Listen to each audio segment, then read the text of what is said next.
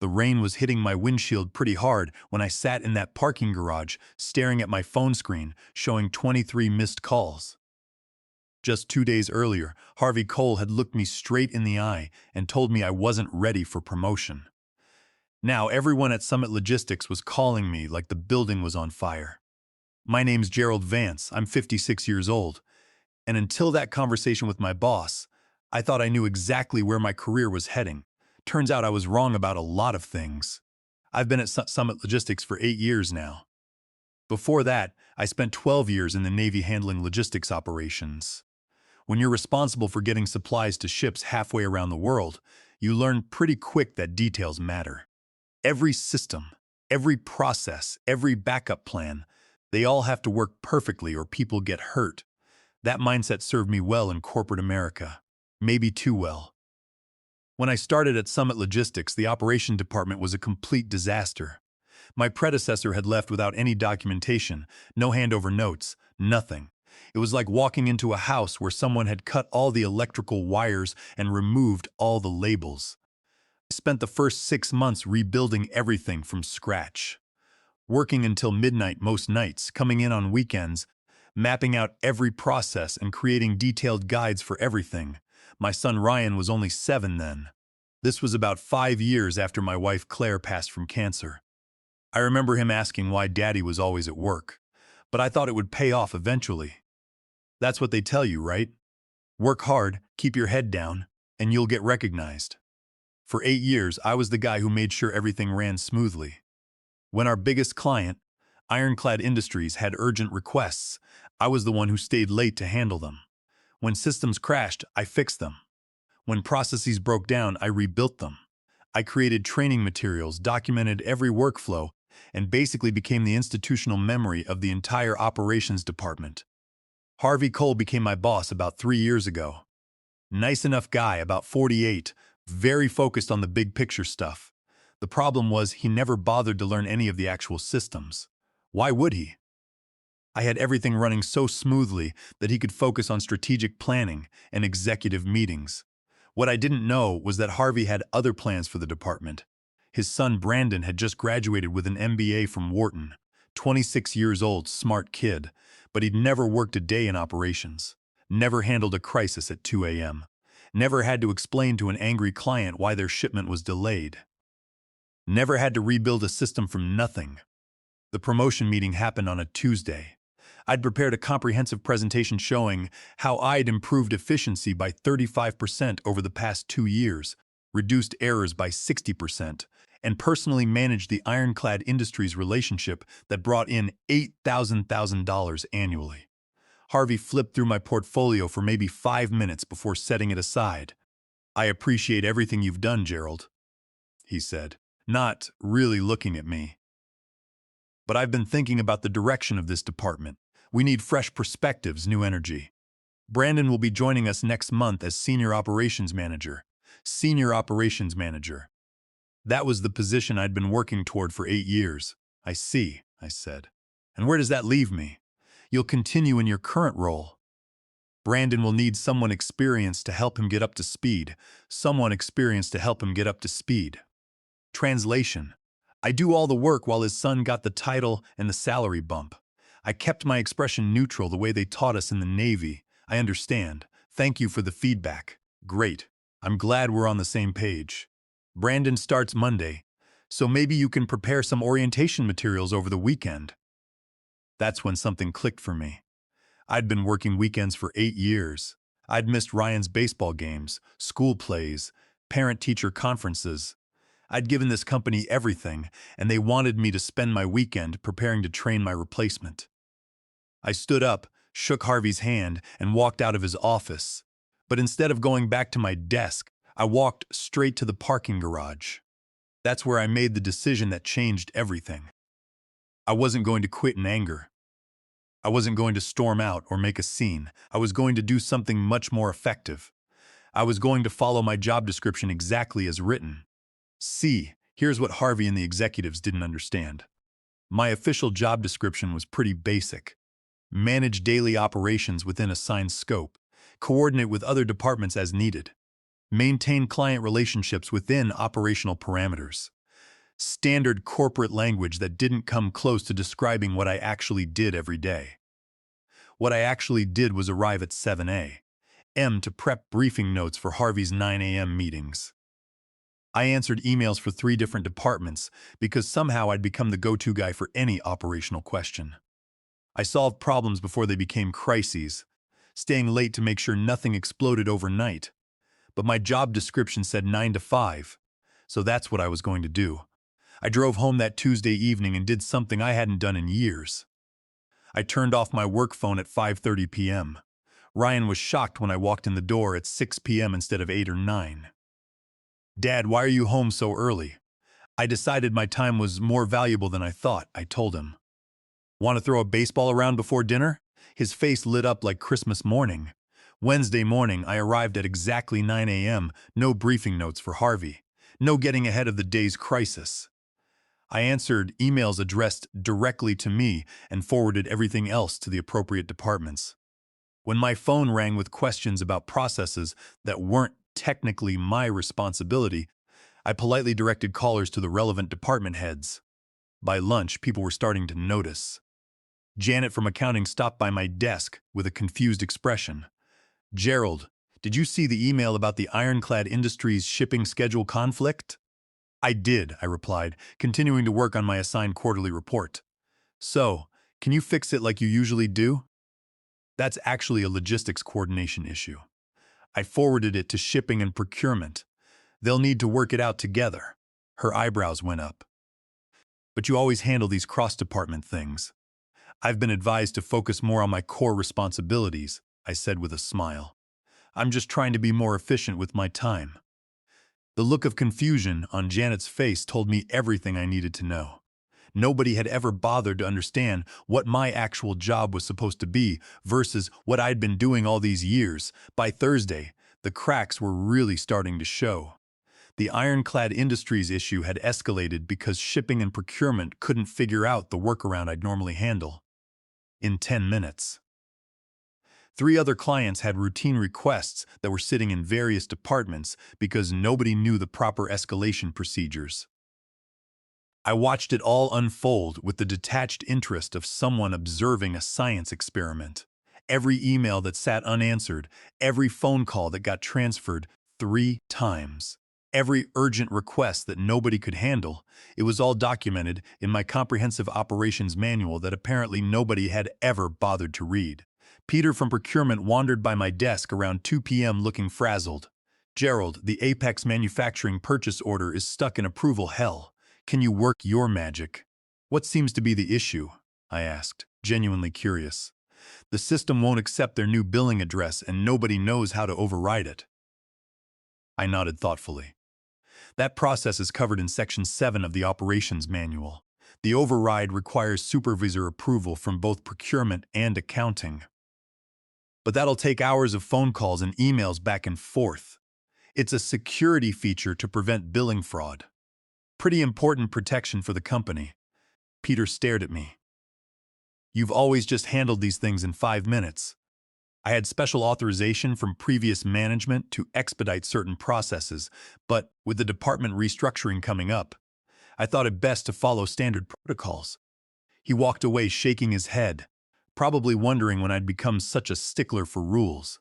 Thursday evening, I was home by 5:15 p.m. Ryan was working on homework at the kitchen table when I walked in.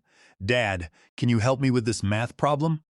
For the first time in months, I actually had the mental energy to sit down and focus on his algebra instead of thinking about work emergencies. We spent an hour working through problems together, and I realized how much I'd missed these simple moments. "You know, Dad," Ryan said as we finished up, "you seem different this week." "Different how?" "Less stressed, I guess.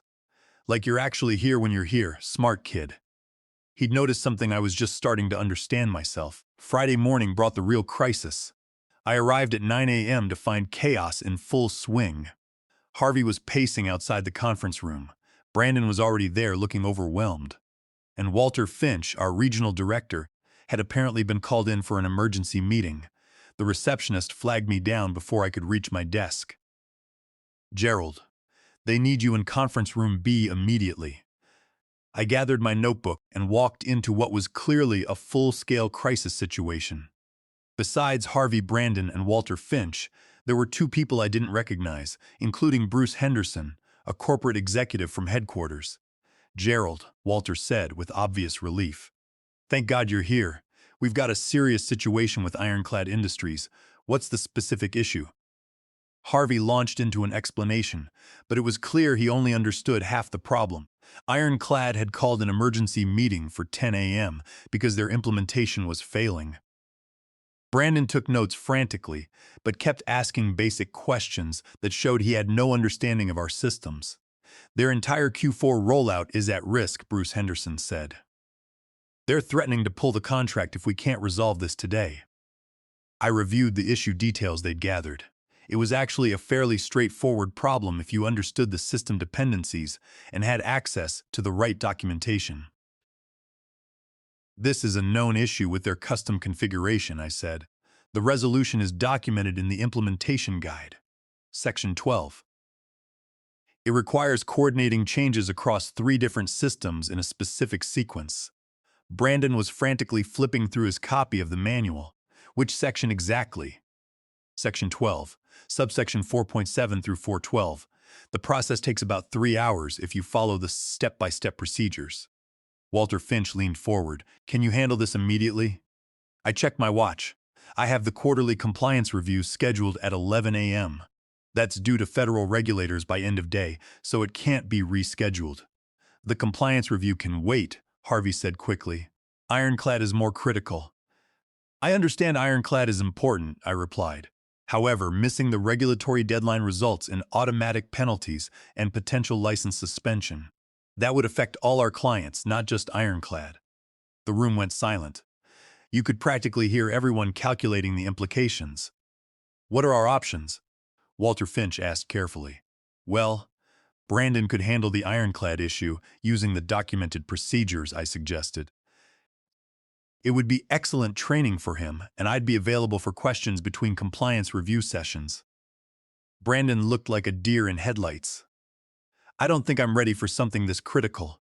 The documentation is very detailed," I said encouragingly. "Everything is laid out step by step. This is exactly the kind of hands-on experience you'll need in your new role as Senior Operations Manager." Harvey's face was getting red. "Gerald, we need you to fix this personally." "I'm happy to take point on Ironclad," I said, "if you'd like me to reschedule the compliance review. But I want to be clear about the regulatory implications. Missing the federal deadline means an audit and fines under Title 49 of the Code of Federal Regulations, which governs our transport, safety, and logistics compliance." Bruce Henderson held up a hand. "Let's think this through. What would it take to handle both?" I considered the timeline. The compliance review is scheduled in 2-hour blocks. I could handle the most critical Ironclad fixes between sessions, but the full resolution wouldn't be complete until after 5 p.m. That's cutting it very close with Ironclad's deadline. "That is," Bruce Henderson agreed. "In the past, I would have stayed until midnight to handle both," I said. "But I've been reflecting on work-life balance lately. My son has a baseball game tonight that I've already missed twice this month." The silence was deafening. Walter Finch finally broke it. "Gerald, let me be direct. What would it take for you to handle this crisis the way you always have?" I looked around the room at the faces staring at me. These people had relied on my expertise for 8 years, without ever acknowledging what I actually contributed. Now suddenly my work-life balance was their emergency. "Well," I said slowly, "I suppose we should discuss what my role actually is here. Your role is to solve operational problems," Harvey said tartly. "According to my job description, my role is to manage daily operations within assigned scope," I replied. "The Ironclad implementation falls under project management, which reports to a different department." Bruce Henderson leaned forward. "Are you saying you won't help?" "Not at all. I'm saying that if we want to resolve this properly, we need to clarify responsibilities and authorities. Brandon is starting as Senior Operations Manager on Monday. This seems like an excellent opportunity for him to learn the systems." Brandon spoke up, his voice shaky. "Gerald, I appreciate your confidence, but I'm not ready for something this high stakes." I turned to him. "Brandon, you have an MBA from Wharton. You're smart and capable. The only difference between you and me is that I've seen these problems before. But every expert was once a beginner. But what if I mess it up? Then we'll fix it. That's how you learn. The documentation is comprehensive, and I'll be available for guidance. Harvey was getting impatient.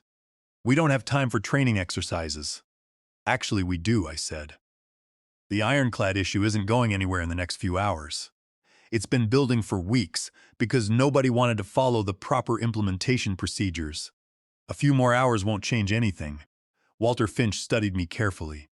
Gerald, it seems like something has changed in your approach this week. You're right. I've been doing some thinking about my career trajectory and what I want my legacy to be. And what conclusion did you reach? That I've been enabling a system that doesn't work.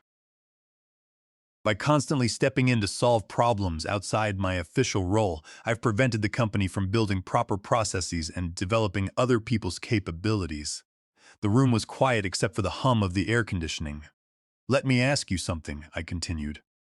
What happens when I retire or decide to take that job offer from Vanguard Logistics? Bruce Henderson's eyes sharpened. What job offer? A competitor reached out last month, I said. Director of Operations, 35% salary increase, full remote flexibility.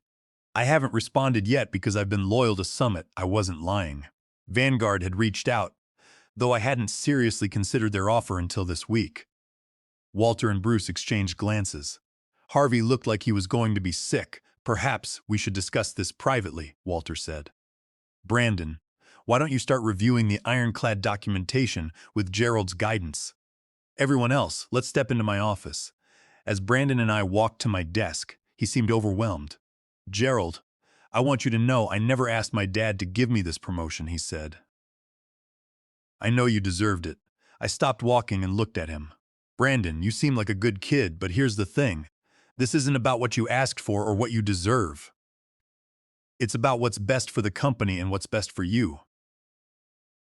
What do you mean if your father had promoted you over me without proper preparation, you would have failed? Not because you're incompetent, but because you're not ready. That failure would have damaged your confidence and your reputation for years. Brandon nodded slowly. I hadn't thought about it that way. Leadership isn't about getting the title first and figuring it out later, I told him. It's about developing the competence to handle the responsibility. If you're serious about operations management, you need to learn these systems inside and out. While the executives were locked in the conference room, discussing my future, I sat at my desk and began walking Brandon through the technical dependencies of the Ironclad system. The young man was eager to learn, but his lack of hands-on experience was obvious. Every 3 minutes, he would ask questions about basic database schemas and server pathways that should have been second nature to anyone running operations. At exactly 11 a.m., I stood up. I have to go log into the federal portal for the compliance review, I told Brandon. It is a 2-hour locked session. You can keep reading the manual. I will be back at 1 p.m. I walked to the quiet compliance room down the hall, logged into the government system, using my personal security token, and spent the next 2 hours going through our shipping safety logs, driver hour declarations, and hazmat routing reports. My role as the certified operations manager meant that my personal license was attached to these filings. If they were late or inaccurate, the Department of Transportation could suspend our operating authority immediately. I focused entirely on the regulatory audit, blocking out the chaos of the Ironclad crisis. At 1:05 p.m., I walked back to my desk. Brandon was gone, but my computer screen was flashing with a system alert. It was an automated notification from our enterprise resource planning software. A major system override had been processed for the Ironclad Industries billing database at 12:15 p.m. I frowned. The Ironclad billing address override required 2 authorization signatures to bypass the system's fraud prevention locks. The first had to come from the department head, Harvey Cole. The second signature had to be mine, as the certified logistics officer. But I had been logged into the secure federal portal for the last 2 hours. I had not authorized any override. I opened the digital document attached to the system log. There it was, a PDF authorization form. At the bottom, in the signature box, was my name. It was a digital copy of my signature pasted onto the document, accompanied by a typed timestamp of 12:15 p.m. My heart hardened. I knew exactly what had happened. Harvey, desperate to resolve the Ironclad billing conflict before the 2 p.m. shipment cutoff, had used his admin access to grab a copy of my signature from a previous document and paste it onto the authorization form. I downloaded the file and printed out the system log, showing the IP address that had submitted the override. It was Harvey's office IP address. This was not just a violation of company policy. This was a direct violation of California Penal Code Section 470. Under state law, forging a signature on a financial or contract document is a felony. In logistics and shipping, submitting a forged security override on a commercial database to expedite a shipment is fraud. Because the authorization was forged, the entire transaction and the subsequent shipping contract adjustments were legally void ab initio.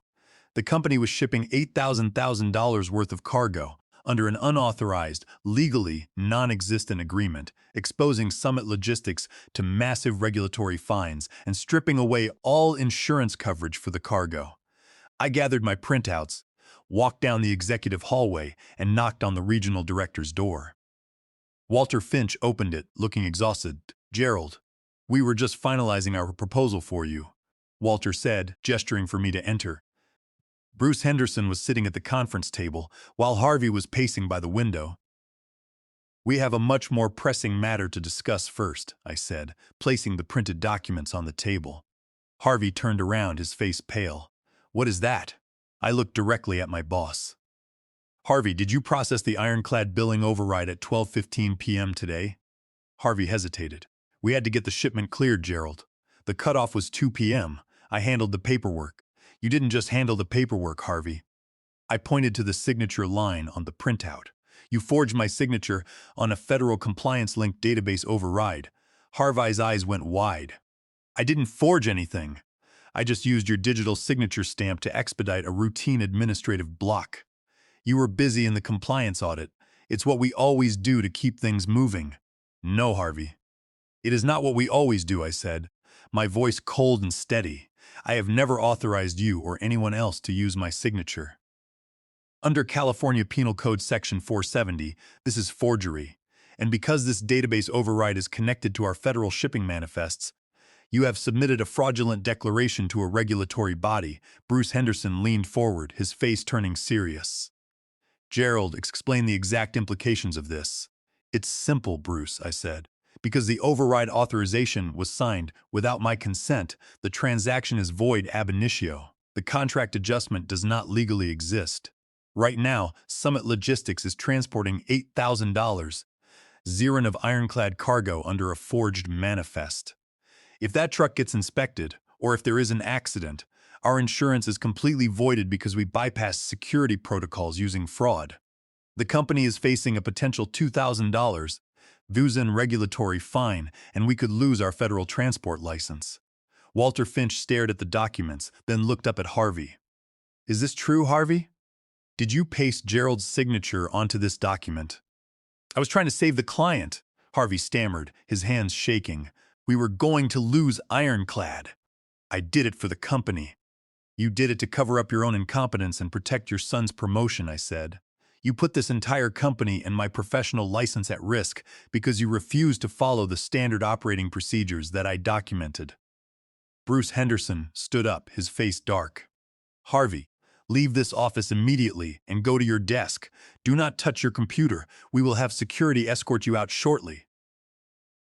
Harvey opened his mouth to speak, but the look on Bruce's face silenced him. He turned and walked out of the room, looking like a broken man. Once the door closed, Bruce turned to me. "Gerald, thank you for bringing this to our attention before it went any further. How do we fix this manifest immediately?" I sat down at the table. "We need to cancel the current shipping ticket in the system and reissue it. I will personally contact the logistics director at Ironclad Industries. We will explain that we had a database synchronization error and need them to verify a new, clean authorization. It will delay the shipment by 2 hours, but it will be entirely legal and fully insured. I will sign the new document myself." "Do it," Walter Finch said. "And Gerald, what about the director position?" I looked at the two executives. I am accepting your offer, I said, but my conditions are now non-negotiable. First, Harvey is out. His actions constitute a severe breach of fiduciary duty and illegal conduct. If he remains at this company, I will take my files to the regulators.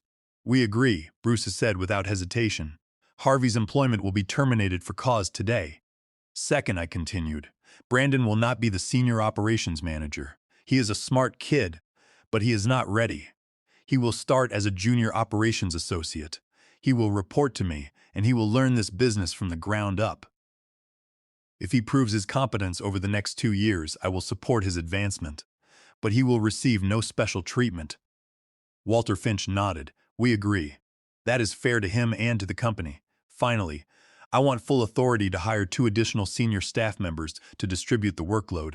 And I want a comprehensive cross-training program implemented across all departments. No single person should ever be a single point of failure again. You have our full support, Bruce said. The transition starts Monday. We will prepare the paperwork for your signature. The legitimate paperwork. I spent the rest of the afternoon stabilizing the Ironclad situation. I called their logistics director, resolved the billing override through clean, legal channels, and signed off on the new manifest. Brandon assisted me, typing notes and checking system logs. He looked pale, having heard about his father's sudden termination. Gerald, he said quietly as we wrapped up. I'm sorry about what my dad did. I looked at him. Brandon, your dad made his own choices. You are not responsible for his actions, but you are responsible for yours. If you want to work here, you will have to work hard. I will mentor you, but I will not carry you. I understand, he said, looking me in the eye. I want to learn. We finished the fixes by 4:30 p.m.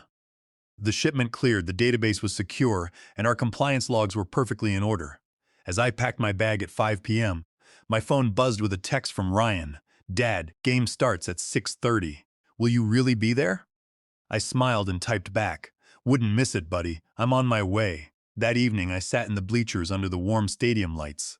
I watched Ryan pitch 4 strong innings, striking out the opposing team's cleanup hitter with a curveball we had practiced in the backyard. For the first time in 8 years, my mind was not racing with work emergencies or server crashes.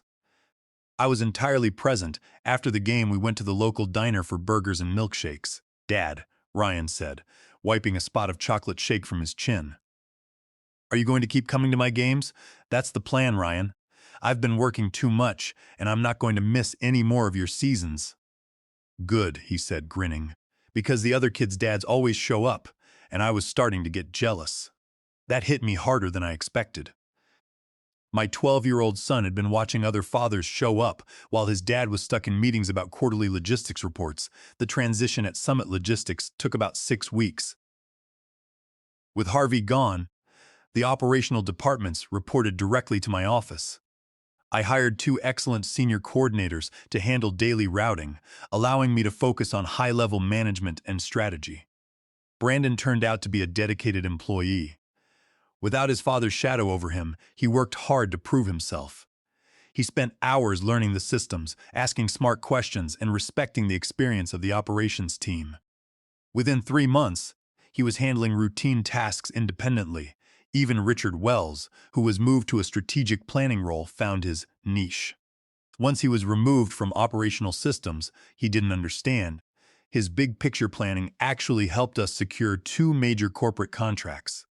One evening, as Ryan and I were working on homework together, he looked up from his algebra book. So, you're like the big boss now? He asked. I was always the one making sure things worked, Ryan, I said. It just took them a while to recognize it. Is that why you worked so much? To prove you were important? Maybe a little, I admitted, but I learned something.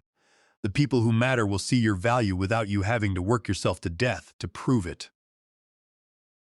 And if they don't, sometimes you have to step back and let them figure out what they're missing. As I watched my son work through his math problems, I realized the best response to being undervalued isn't anger. It's knowing your worth so clearly that others have no choice but to see it too.